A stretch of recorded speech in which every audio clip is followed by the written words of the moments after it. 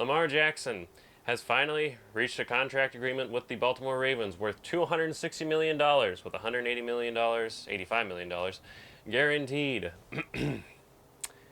This is great for Baltimore as this contract A needed to happen, and B, they got extremely lucky that it did happen at such a low price. I mean, if this contract did not get signed by Baltimore, if they somehow lost Lamar Jackson to either A, holding out, or B, he was, signed by another team and they got 2 first-round picks, I think there would have been some firings in Baltimore starting next year. John Harbaugh has only won 2 playoff games since winning the Super Bowl back in 2012. That's been, the 2014 playoffs, he won a wild card against the Steelers. And obviously, 2020 playoffs, he beat the Tennessee Titans with Lamar Jackson. But other than that, John Harbaugh has a 4-8 record without Lamar Jackson. A lot of losing seasons with Joe Flacco. His teams are constantly blowing big games, like they blew an 18-point lead with Lamar Jackson last year. They lost in their first playoff game in 2019 despite having MVP Lamar Jackson. Stuff like that. Baltimore fans are already mad at him for keeping Greg Roman as long as they did.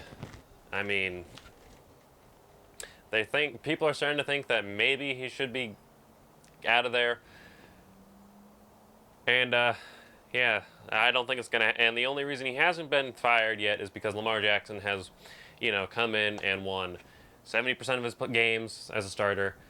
He's won an MVP. He's won a playoff game and practically saved John Harbaugh's job ever since he started. If that did not happen, if they lost Lamar Jackson, what was Baltimore going to do? Start Tyler Huntley?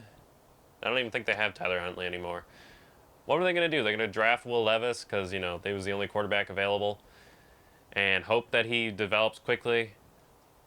They're going to trade for a guy, like make a push for Aaron Rodgers somehow, even though that would have been too late. Like, what were they going to try and do? Who were they going to sign? Because whoever they signed was not going to win, Lamar Jackson levels of games. I mean, Tyler Huntley, when he took over the team last year, they were the first in the division. By the end of it, they were a wild card team who lost to Cincinnati. And they would have won that game if Lamar Jackson was starting, I'll tell you that much. But man, did the Baltimore Ravens luck into this, because they had the opportunity to pay Lamar Jackson early.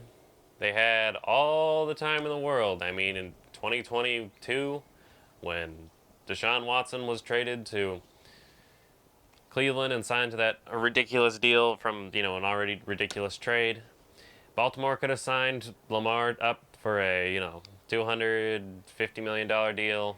Probably only $150 million guaranteed was needed because, Aaron Rodgers was just paid. And Josh Allen, pretty similar to Lamar Jackson because they're both from the same draft class and they're obviously top quarterbacks in the NFL, was paid himself that much, pretty much. He was paid $268 million, $150 million guaranteed. Could have paid Lamar Jackson around the same. But for some reason, whatever reason, they decided to wait, even though he's been nothing but a great quarterback for you. And they almost paid the price of $240 million guaranteed or something like that. I'm just saying, this is why you should pay him early. Get the contract done. Don't have to worry about people like Jimmy Haslam signing ridiculous contracts and giving Lamar Jackson ideas. So congratulations, Baltimore. Give them some weapons besides OBJ, maybe like DeAndre Hopkins. And actually succeed. Keep them upright. Hopefully your offense will be better without, Greg Roman.